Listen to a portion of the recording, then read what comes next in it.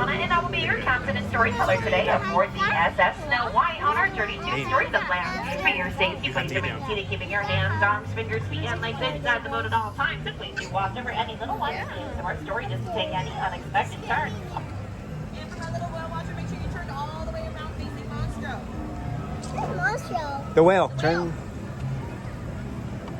Now, many people travel to enchanted worlds to the pages of a book, but for those who visit in person, they find their journey to be quite magical or even menacing. But don't worry, with the help of my friend Monstro the whale, the very same whale who swallowed Pinocchio, we're actually being transported to a magical place called Storybook Land. Now, all of our stories begin with a once upon a time, but thanks to Pinocchio, who was swallowed by Monstro. But don't worry, he lit a match, making Monstro sneeze, blowing his tail clean off, giving us the opportunity to enter Storybook Land and start our day with the big bad wolf, who's always after those three little pigs, who coincidentally live right up ahead in the three little houses on the island to the right. They're made of straw, sticks, and 100% guaranteed wolf-proof bricks. And no matter what, no matter how hard the big bad wolf huffed and puffed, that wolf-proof brick house never was able to blow down. And just around the river bend off to your left is my favorite resident here in Storybook Land, a little girl named Alice who in one golden afternoon went chasing after the white rabbit and fell down the rabbit hole and to a curious place called Wonderland, where things only got curiouser and curiouser from there. But if Alice in Wonderland isn't your cup of tea, maybe the second star to your right is London Park, which helps tell the story of the Darling siblings. And now they flew over this very same park with the help of Peter Pan and Tinkerbell on their journey to Neverland, where they never, ever have to grow up. And it looks like another one of those fantastic places that we have here in Storybook Land is just up ahead. The city of Agrabah, full of mystery and enchantment, where a street rat named Aladdin first bumped into Princess Jasmine in the marketplace and stole her heart and a loaf of bread. Though they are from two very different worlds, thanks to the power of their love and the help of their friend Genie, they were married. And now they live happily ever after in the Sultan's palace. These shining, shimmering, and splendid archways we're about to be traveling under are the same ones Aladdin and Jasmine soared over, sideways and under, on the magic carpet ride to a whole new world. Is it? While many of our fairy tales are full of happiness and light, there are some dark scenes as well, just like the one on the head that came and wonders whose treasure bears a curse, which Aladdin first discovered when he entered the cave and met Genie. Legend says whoever sets the genie free is granted 3 wishes. Let's head inside and see if our wish comes true.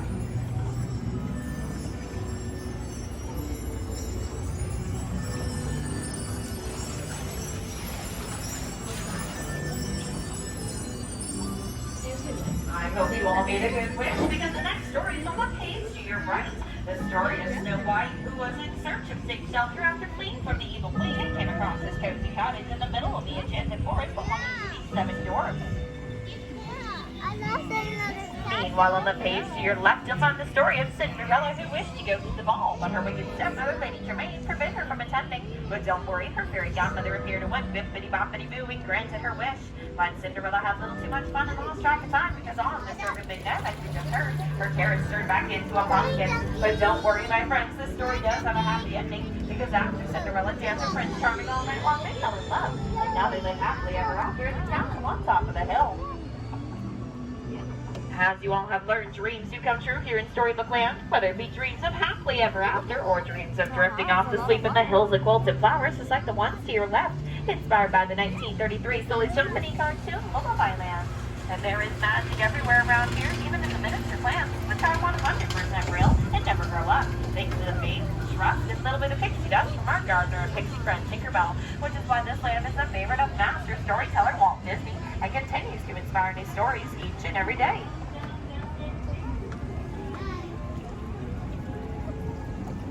Now, some of you may know a bad driver, but I know the absolute worst driver, and his name is J. Thaddeus Toad, whose chasing manners coming up on our left. But sorry, folks, it looks like Mr. Toad isn't home right now, for he's off on a wild ride to nowhere in particular.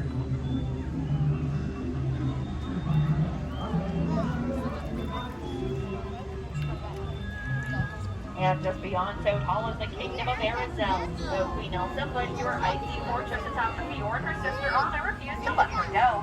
This act is your love God, the Frozen Elements cast over the kingdom and saves them all, showing that Elsa and Anna's sisterly love does happen in the shore. Meanwhile, in the small alpine village to your right, a woodcarver named Geppetto wished for his puppet Pinocchio to become a real boy, and after Pinocchio saved him from the belly of Monster the Whale, the Blue Fairy granted his wish with no strings attached.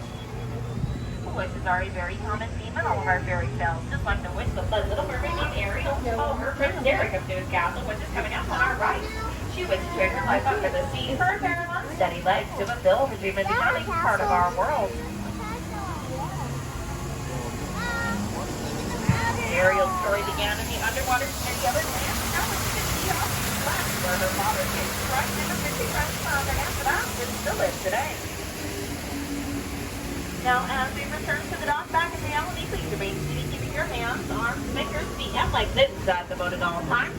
On my count of 3, we can all stand up at the same time in the center of the boat for balance, so none of us have to end up under the sea with Ursula, and I will help each of you exit. On behalf of all of our storytellers here at Storybook, we'd like to wish you a good mountain for the rest of your day here at the Disneyland Resort.